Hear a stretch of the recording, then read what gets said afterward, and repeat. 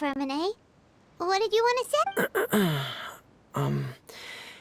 If you don't mind me asking, I would like the two of you to mentally prepare yourselves.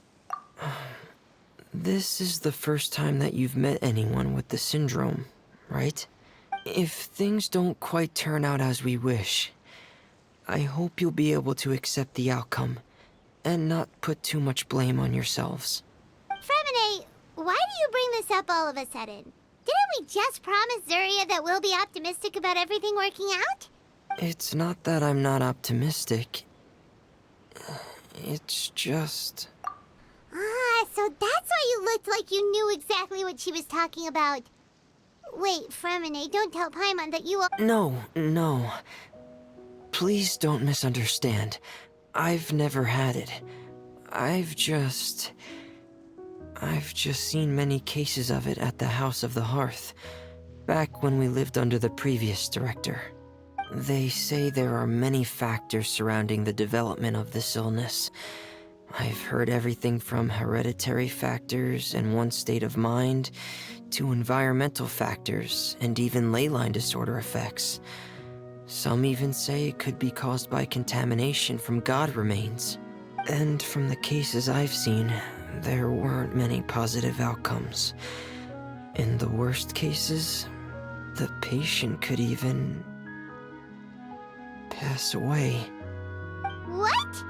It could get that serious? And here Paimon thought they'd just stop talking as much.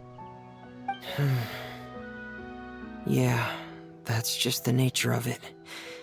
So if you'll find it difficult to cope with the worst case scenario, I would prefer that you back out right now. I don't want you to help only to feel like you failed. Yeah, that's right. Paimon's seen all of those things too. No matter how hard it might get, we won't be scared. Really?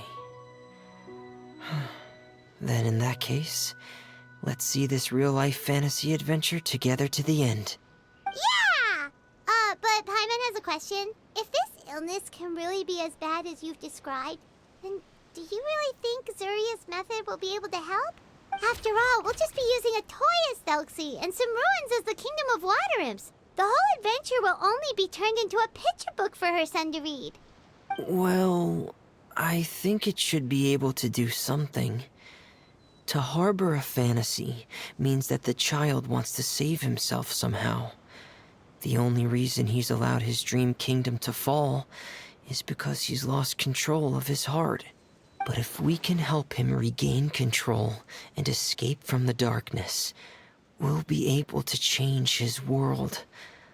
Like helping someone who's lost their voice be able to speak again. Oh, Paimon sees what you're saying now. Huh. How do you understand all of this so well, Fremine? Well, maybe because I have also had many of my own dreams in the past. I even had my own fairy tale world, much like that boy's. I was able to draw a lot of support from it, so I believe in the power of fantasy worlds. So you remembered. What Penguin Town? Why doesn't Paimon remember? Is that also a fairy tale world? Don't leave Paimon in the dark!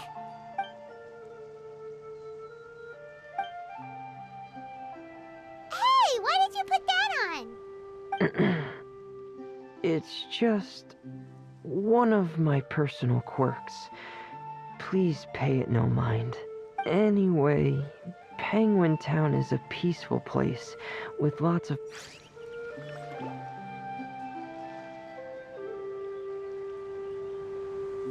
Fairy tale world, don't leave Paimon...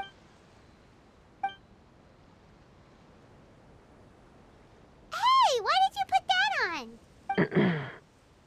It's just one of my personal quirks. Please pay it no mind. Anyway, Penguin Town is a peaceful place with lots of penguin residents. They're all really good at making clockwork toys. And Pear is the town's triumphant hero, as well as the one who quietly protects the whole place. Pear? But didn't you make Pear yourself? Well, I often think that Pear only came to me because he realized how much I needed him. So it's not so much that I made Pear, as Pear chose me as his friend. Fremine, are you sure you're not losing control of your fantasies as well? No, I don't think so. I can still differentiate between fantasy and reality. I just believe that the fairy tale world of my dreams must also exist somewhere. It might just be hidden, which is why it's difficult to see. Or it will only reveal itself at very specific times. Specific times? Like when you put on your diving helmet? Yeah, that's the general idea of it. Really? Paimon just said that because you put on your helmet.